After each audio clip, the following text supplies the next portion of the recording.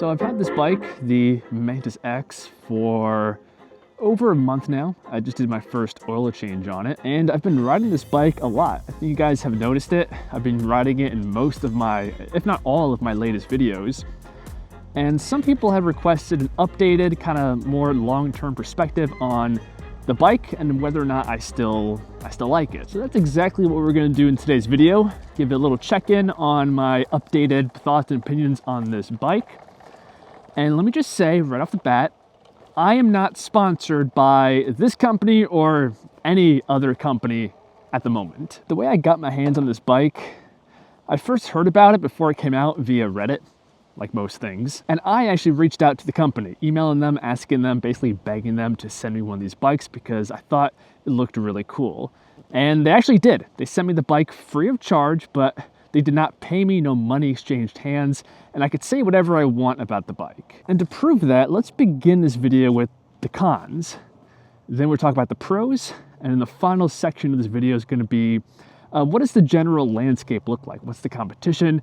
What could you buy instead of this? Because after all, the market is continuously changing, and we did just get the brand new Talaria MX-5 and the Surron Hyper-B announced. But okay, what's the biggest con?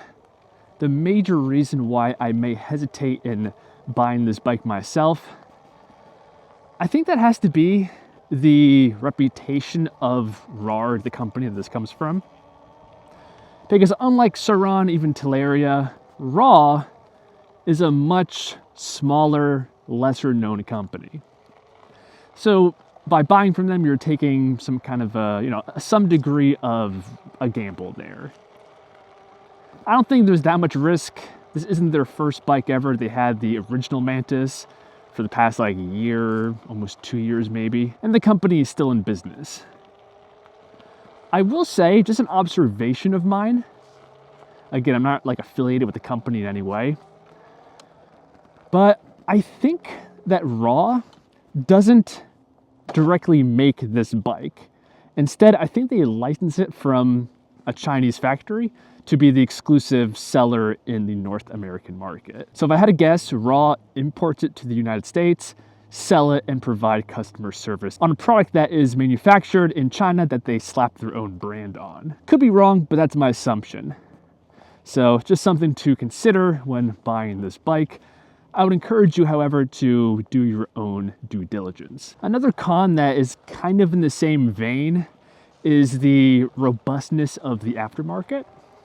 Lots of people like to modify these bikes, put on supermoto wheels, different batteries, all these kinds of accessories and upgrades.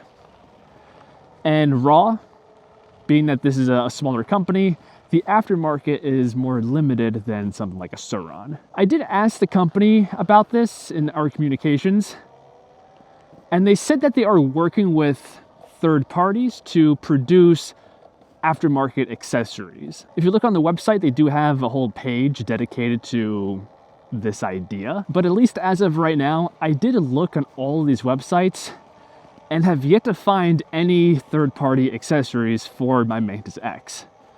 In particular, I'm personally very excited for a set of supermoto wheels for this bike. I think that would be a great compliment, but I can't find any on the market. And I was told that this bike, the hubs, they are a different size than, say, the Surron. So you cannot put Surron wheels on the Mantis X. They have to be purpose-built for this bike, or at least the right size to be compatible. So in my opinion, that's the biggest con of the Mantis X. It's from a smaller, less established company, and the aftermarket, it's not there yet. But as long as they keep making bikes or importing bikes of this caliber, I think that's gonna change pretty soon, because aside from these cons, the bike itself, I mean, it's fantastic. I mean, to put it simply, this bike is just so much fun to ride. Of course, more power is always nice, but I think this bike has enough power to make most people very satisfied. I mean, that amount of torque right there, that pickup, it's not the best I've ever experienced, but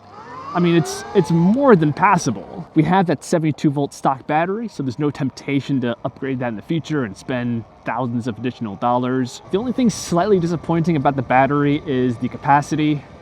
In my range test, it netted 30 miles maximum, which is a little bit lackluster. If you ride aggressively, it's going to be a little bit less than that. And I did see on their website, coming soon, they have a larger battery option at 35 amp hours. So hopefully that means in the near future, you can purchase this bike with a 35 amp hour battery for, you know, a slight premium. Then when it comes to comfort, this bike gets an A+ easily. The suspension, the seat, the overall riding ergonomics, the size.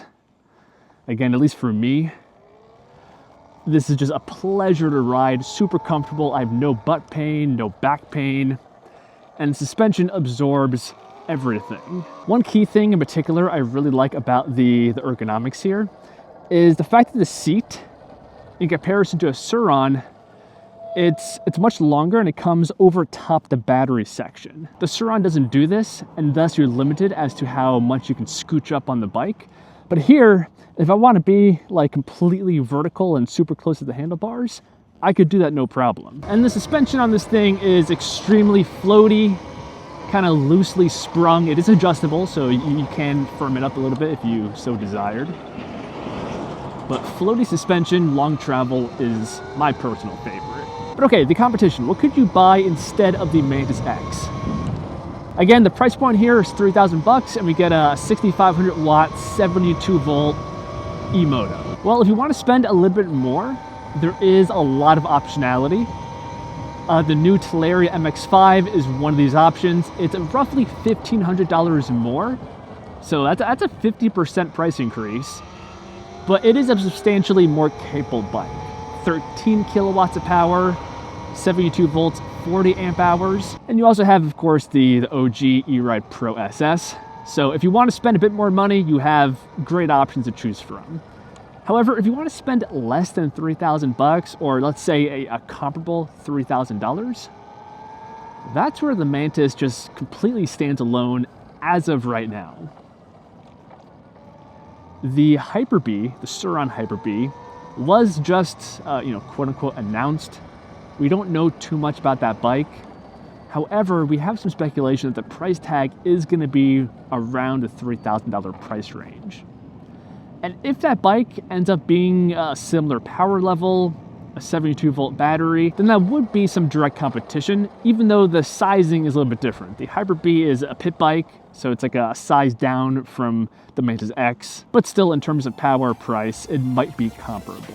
But aside from that, I really can't think of any other high-powered e-bike or e-moto that competes with this, that has a 72 volt battery, a similar amount of power, the same level of suspension here. So for that reason, the Mantis X is easily something I could recommend to anybody that enjoys having a high-powered little e-moto. Let us know in the comments below what you guys think of the Mantis X, especially if you own this bike. Let us all know what you think of it. If you guys enjoyed, leave a like, subscribe, all that kind of stuff. It greatly benefits the channel. And I'll see you guys in the next one. Peace.